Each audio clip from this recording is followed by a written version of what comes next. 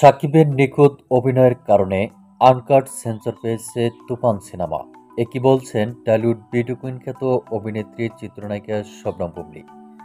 তাই তার বিস্তারিত জানতে অবশ্যই ভিডিওটি না টেনে শুরু থেকে শেষ পর্যন্ত দেখে সঙ্গেই থাকুন। প্রিয় দর্শক, টলিউড সুপারস্টার শাকিব খান অভিনীত তুফান সিনেমাটি আসন্ন কুরবানি ঈদে মুক্তির উপলক্ষেই সেন্সর বোর্ডে জমা দেওয়া হয়েছিল।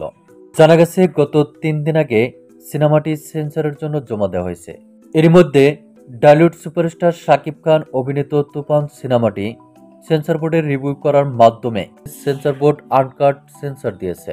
বিষয়টি নিশ্চিত করেছেন প্রখ্যাত চলচ্চিত্র নির্মাতা এবং চলচ্চিত্র সেন্সর বোর্ড সদস্য কাজী হায়াত।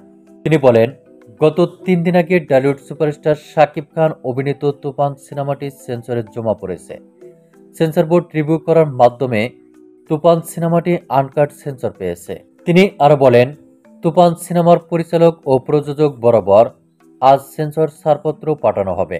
আর এমন খবরে ইতিমধ্যে সোশ্যাল মিডিয়ায় বেশ আলোড়ন সৃষ্টি হয়েছে, যার ফলে সকলের প্রশংসায় বাড়ছেন টলিউড সুপারস্টার শাকিব খান। সেই তালিকা থেকে বাদ পড়েনি চিত্রনায়িকা শবনম বুবলীও। এ বিষয়ে বুবলীর ভাষ্য, শাকিব খানের নিখুঁত অভিনয়ের কারণেই তুফান সিনেমাটি আনকাট সেন্সর পেয়েছে। সিনেমাটির জন্য শুভকামনা রইল।